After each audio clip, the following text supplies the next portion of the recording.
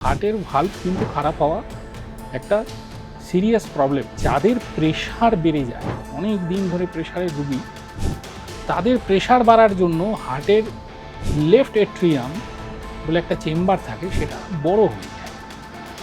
এই বড় হয়ে গিয়ে সেটা মাঝে মধ্যে ধরফর করে ওঠে। এটাকে এট্রিয়াল ফিব্রিলেশন বলে। এই এট্রিয়াল ফিব্রিলেশন একটি ভয়ঙ্কর রোগ এবং কিছুতেই বুক ধরফর করা জিনিসটাকে ইগনোর করাটা একেবারেই ঠিক নয়। আজ আমরা কথা বলবো হার্টের ভালভ লিক সম্পর্কে। এই হার্টের ভালভ লিক হলে কি কি করা দরকার, কি করা উচিত, কি করা উচিত নয়, কি ধরনের সমস্যার সম্মুখীন আপনারা হতে পারেন, সেই সমস্ত কিছু নিয়েই। নমস্কার, আমি মৌপ্রিয়া এবং আমাদের সঙ্গে এই মুহূর্তে রয়েছেন গৌরীদেবী হসপিটালসের কার্ডিওলজি ডিপার্টমেন্টের কনসালট্যান্ট ডক্টর বিপ্রজিৎ পর্বত। স্যার, আপনাকে অনেক অনেক স্বাগত জানাই। নমস্কার, আমি doctor Biprajit Parbat, consultant in department of cardiology here in Gauridevi medical college hospital. Sir, প্রথমেই জানতে চাইবো হার্টের ভালভ লিক এটা ঠিক কেমন আর কতটা ভয়ঙ্কর? সেটা বলার আগে আমার মনে হয় যেটা আমাদের জানা উচিত সেটা হচ্ছে যে হার্টের ভালভ কী করে। হার্টের ভালভের মূলত কার্যকারিতা হচ্ছে যাতে রক্ত যে প্রবাহ হয় হার্টের মধ্যে দিয়ে, সেটা যাতে ইন ওয়ান ডাইরেকশান যেতে পারে, যাতে উল্টো দিকে না আসতে পারে। এবং সেটা খুব ইম্পর্ট্যান্ট ফাংশন। যদি হার্টের রক্ত সামনের দিকে না গিয়ে পিছন দিকেই আসে, তাহলে কিন্তু শরীরে রক্ত প্রবাহে সেটা বাধাপ্রাপ্ত হবে। এইবারে প্রশ্ন হচ্ছে যে হার্টের ভালভ যেগুলো আছে সেগুলো ক্ষতিগ্রস্ত হলে কি হয়, তাই তো? এই ক্ষতিগ্রস্ত যদি হার্টের ভালভ কোনো কারণে হয়, তাহলে যেটা হয় সেটা হচ্ছে হার্টের ভেতরে রক্ত চলাচলটা অসুবিধে হয়ে যায়। যেমন ফর এক্সাম্পল, মাইট্রাল ভালভ বলে আমাদের একটা ভালভ আছে, সেটা যদি ক্ষতিগ্রস্ত হয়, বিশেষত সেটা যদি লিক হয়, তাহলে রক্ত উল্টো দিকে ফুসফুসের দিকে রক্ত বারবার ফিরে ফিরে যায়। ফলে পেশেন্টের কিন্তু শ্বাসকষ্ট, ফুসফুসে জল জমা এবং প্যালপিটেশনস ইত্যাদি হতে পারে, এবং পেশেন্টকে কিন্তু সেক্ষেত্রে দ্রুত হসপিটালে আনার প্রয়োজন হয়। আবার আরেকটা ভালভ আছে, সেটা এওরটিক ভালভ বলে। সেটা আবার ছোট হয়ে গেলে তখন রক্ত সামনের দিকে যেতে পারে না, ফলে হার্টের ভিতরে প্রেশার অত্যন্ত বেড়ে যায়। এই প্রেশার যদি হার্টের ভিতরে বেড়ে যায়, তখনও আবার বাদিকের প্রেশার বেড়ে গেলে ফুসফুসে জল জমে যায়। ফুসফুসে জল জমে গেলে আবার সেই চলতে শ্বাসকষ্ট, এমনকি বুকে ব্যথা, বুক ধরপর করা, এগুলো হতে থাকে। তো হার্টের ভালভ কিন্তু খারাপ হওয়া একটা সিরিয়াস প্রবলেম। স্যার, অনেকেই কমপ্লেন করে যে আমি আগে ভালো করে হাঁটতে পারতাম, কিন্তু এখন হাঁটলেই, কিছু দূর হাঁটলেই একটা নার্ভাসনেস কাজ করছে, বেশি ক্লান্ত হয়ে যাচ্ছি। এটা স্যার কেন? না, এইটার জন্য কিন্তু সবসময় ভালভ দায়ী সেটা কিন্তু একদমই ঠিক নয়। মানে কারুর যদি চললে বুকে ব্যথা হচ্ছে বা চললে শ্বাসকষ্ট হচ্ছে, সেটার জন্য শুধুমাত্র হার্ট মানে ভালভ দায়ী তা কিন্তু নয়। আমাদের যে হার্টের যে রক্তনালীগুলো আছে, সেই রক্তনালীগুলোতে যদি ব্লক হয়, তখনও কিন্তু চললে যে হার্টের ডিমান্ডটা বাড়ে। মানে কি হয়, ধরুন আপনি নর্মাল বসে আছেন, তো আপনার হার্ট রেট ধরুন 70-80 পার মিনিট, মানে হৃদস্পন্দন হচ্ছে। এটাই যখন আপনি চলবেন, সেটা কিন্তু 20 বা 30 বেড়ে যাবে। এই যে হার্ট রেটটা 20 বা 30 বাড়লো, এটার জন্য কিন্তু হার্টের অক্সিজেন ডিমান্ডটাও বেড়ে যায়, খাবারের ডিমান্ডটাও বেড়ে যায়। এবার এই ডিমান্ডটা যখন বাড়ে, তখন হার্টের যদি ধমনীগুলো যদি ভেতরে ব্লক হয়ে থাকে, তখন সেই ডিমান্ডটা কিন্তু ফুলফিল করা যায় না। আর ডিমান্ড যদি ফুলফিল না করা যায়, তখন কিন্তু হার্টের মাসেলে ইসচিমিয়া হয়। ইসচিমিয়া একটা মেডিকেল টার্ম, কিন্তু এটার অর্থ হচ্ছে যে হার্টের মাসেল ঠিকমতো অক্সিজেন এবং খাবারের সাপ্লাই পাচ্ছে না, এবং সেই জন্য পেশেন্টের বুকে ব্যথা হচ্ছে আর পেশেন্টের শ্বাসকষ্ট হচ্ছে। 90% যে হার্টের সিমটম, বুকে ব্যথা এবং শ্বাসকষ্ট, সেটা কিন্তু প্রধানত এই জন্যেই হয় বাকি 10% এবার বিভিন্ন রকম ভালভের সমস্যা, ভালভে লিক, এমনকি জন্মগত সমস্যা থেকেও বুকে ব্যথা, শ্বাসকষ্ট, চললেই বুকে ব্যথা বাড়ছে, চললেই শ্বাসকষ্ট হচ্ছে, সেটা কিন্তু হতে পারে। স্যার অনেকেই বলেন বুক ধড়ফড় করছে, এটা কি ভয়ঙ্কর? হ্যাঁ হ্যাঁ, একদম একদম। মোস্টলি বুক ধড়ফড় করা দুটো কারণে হতে পারে। মোস্টলি, অনেক কারণ আছে বুক ধড়ফড় করার। দুটো কারণ আমাদের মাথায় রাখা উচিত। 1 নম্বর কারণ হচ্ছে যে যাদের প্রেশার বেড়ে যায়, অনেক দিন ধরে প্রেশারের রুগী, তাদের প্রেশার বাড়ার জন্য হার্টের লেফট এট্রিয়াম বলে একটা চেম্বার থাকে, সেটা বড় হয়ে যায়। এই বড় হয়ে গিয়ে সেটা মাঝে মধ্যে ধরফর করে ওঠে। এটাকে এট্রিয়াল ফিব্রিলেশন বলে। এই এট্রিয়াল ফিব্রিলেশন একটি ভয়ঙ্কর রোগ। এটি যদি ভেতরে ভেতরে তৈরি হয়, তাহলে সেই লেফট এট্রিয়ামে কিন্তু রক্ত জমাট বাঁধে, ক্লট তৈরি হয়, আর সেই ক্লট ব্রেনে গিয়ে কিন্তু স্ট্রোক হতে পারে, এবং এটা কিন্তু খুব কমনলি হয়। নেক্সট, বুক ধরফর করার কারণ হচ্ছে যে আমার হার্টে আবার সেই ডিমান্ডটা ম্যাচ করা যাচ্ছে না।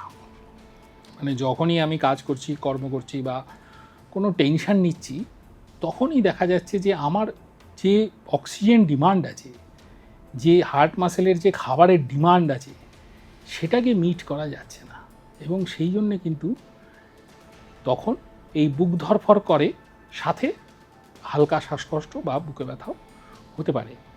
বুক ধরফর করার বহু কারণ আছে, কিন্তু এই দুটোই মোস্ট কমন কারণ, এবং কিছুতেই বুক ধরফর করা জিনিসটাকে ইগনোর করাটা একেবারেই ঠিক নয়। স্যার হার্টের ভালভ লিক করলে কি অপারেশন লাগবেই? না, এমন কোনো কথা নেই। হার্টের ভালভ লিক করলে সেই লিকের কারণটা কি সেটা জানতে হবে, প্রথম কথা। তারপরে জানতে হবে লিকটা কতটা।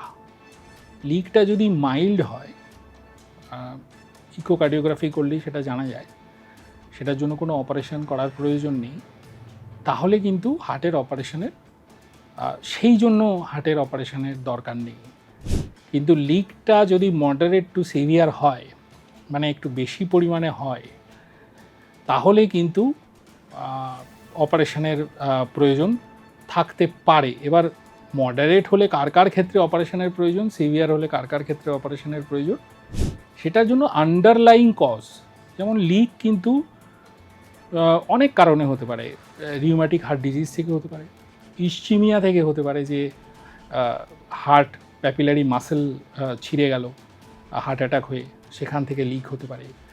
হার্টের ভালভে ইনফেকশন হয়ে লিক হতে পারে, হার্টের ভালভে টিউমার হয়ে লিক হতে পারে। এরকম অনেক কারণ আছে। তো ক্ষেত্র বিশেষে লিকের কারণটা অ্যাসেস করতে হবে, এবং কত পরিমাণ লিক হচ্ছে সেটা অ্যাসেস করতে হবে ইকোকার্ডিওগ্রাফি করে, এবং তারপরেই ডিসিশনটা নেওয়া সম্ভব। এটা কি কোনো কারণে, বয়সজনিত কারণে হয়, নাকি কোনো আগে রোগ ছিল সেটার কারণে এটা হয়েছে? না না, ব্যাপার হচ্ছে যে ইসচিমিয়া থেকে যে এমআরটা হয়, যে আমার হার্টে একটা জায়গায় মাসেল খারাপ হয়ে গেছে, ফলে যে মাসেলগুলো হার্ট ভালভটাকে নিয়ন্ত্রণ করে সেটা আর করতে পারছে না ঠিক মতো, সেই জন্য লিক হচ্ছে। তো সেটা তো ইসচিমিয়া থেকে হলো, যে হার্ট ঠিক মতো অক্সিজেন পাচ্ছে না, সেটা থেকে হলো। হার্টের ভালভে যে ইনফেকশান হয়, সেটা কিন্তু প্রি এক্সিস্টিং ডিজিজের জন্য হতে পারে।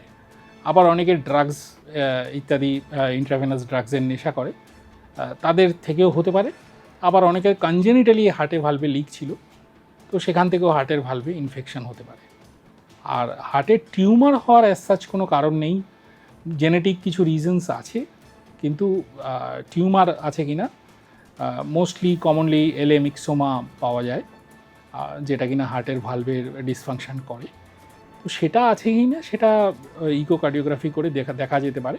অ্যাজ সাচ তার কোনো ইটিওলজি বা কারণ সায়েন্টিফিক্যালি খুঁজে পাওয়া যায় না। ওষুধের দ্বারা কি নিয়ন্ত্রণ করা সম্ভব? হ্যাঁ, ওষুধের দ্বারা নিয়ন্ত্রণ করা সম্ভব, এবং করাও হয়, কিন্তু সেটার একটা কাট অফ আছে, যে এই গ্রুপ অফ পেশেন্ট ওষুধের দ্বারা নিয়ন্ত্রিত হতে পারে, আর এই গ্রুপ অফ পেশেন্ট ওষুধের দ্বারা নিয়ন্ত্রণ করা আর সম্ভব নয়। তো সেটা ইকোকার্ডিওগ্রাফি, ইসিজি, এক্স রে এবং অন্যান্য যে প্যারামিটার্স আছে সেগুলো দেখে ডাক্তারবাবু সেই ডিসিশনটা নেন যে একে কি করা উচিত, ওষুধেই ইনি ঠিক থাকবেন নাকি ইনার সার্জারি প্রয়োজন।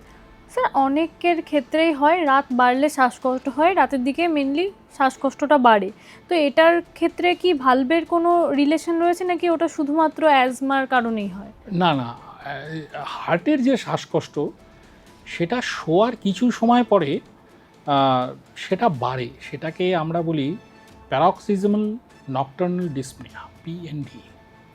পেশেন্ট যেই শুতে গেল, পেশেন্টের যদি হার্টের বাদিকে কোনো কারণে প্রেশার বেড়ে থাকে, সেটা ভালভের ডিসফাংশন হতে পারে, সেটা হার্টের মাসেলের দুর্বলতার জন্য হতে পারে। যদি সেটা হয়ে থাকে, যেই পেশেন্ট শুতে গেল এবং পেশেন্ট একটু রিল্যাক্সড হলো, তখন কিন্তু পেশেন্টের ফুসফুসে জল জমা হতে শুরু করে।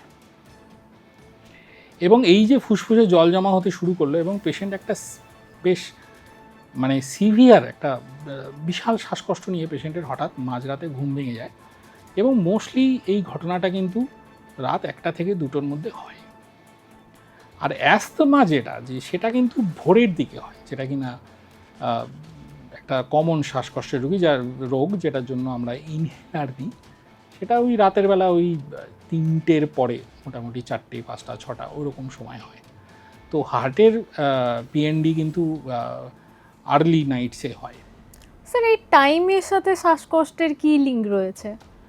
না, টাইমের সাথে শ্বাসকষ্টের লিঙ্ক হচ্ছে যে হার্টের যারা পেশেন্ট হয় তারা যেই ডিপ স্লিপে গেল, the moment they enter into relax state, তাদের শরীরে যে সিম্প্যাথেটিক সিস্টেম যে ব্যালেন্সটা করেছিল যাতে তারা ফেলিয়ারে না এন্টার করে, সেই ব্যালেন্সটা ইমব্যালেন্সড হয়ে যায়।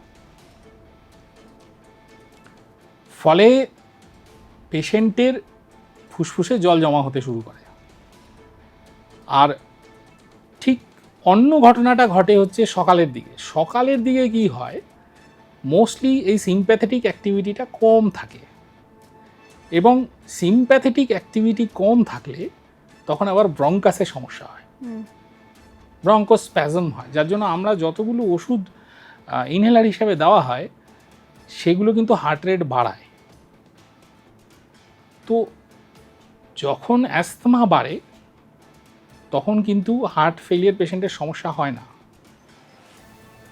ব্যাপারটা এরকম, একটু কঠিন, কিন্তু ব্যাপারটা একটু এরকম যে আর্লি নাইটসে যখন একটু পেশেন্ট রিল্যাক্সড হয় তখন হার্টের শ্বাসকষ্টটা হয়, আর যখন পেশেন্ট জেগে উঠতে থাকে সকালের দিকে তখন পেশেন্টের ব্রঙ্কিয়াল অ্যাস্তমা বা সিওপিডি যাদের আছে সমস্যাটা তাদের ওই সময়টাতে বেশি হয়। স্যার সময় মতো চিকিৎসা যদি না করানো হয়, ফেলে রাখা হয়, তাহলে কি হতে পারে?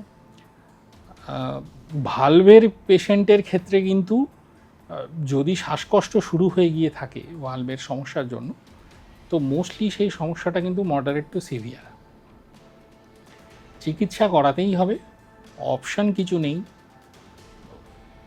যদি এওরটিক ভালভে প্রবলেম থাকে তাহলে কিন্তু 3 বছর 4 বছরের বেশি সময় পাওয়া যায় না শ্বাসকষ্ট একবার শুরু হলে। আর মাইট্রাল ভালভে থাকলেও সেটা 8-10 বছরে কিন্তু মর্টালিটি অনেক হাই, 70-80%।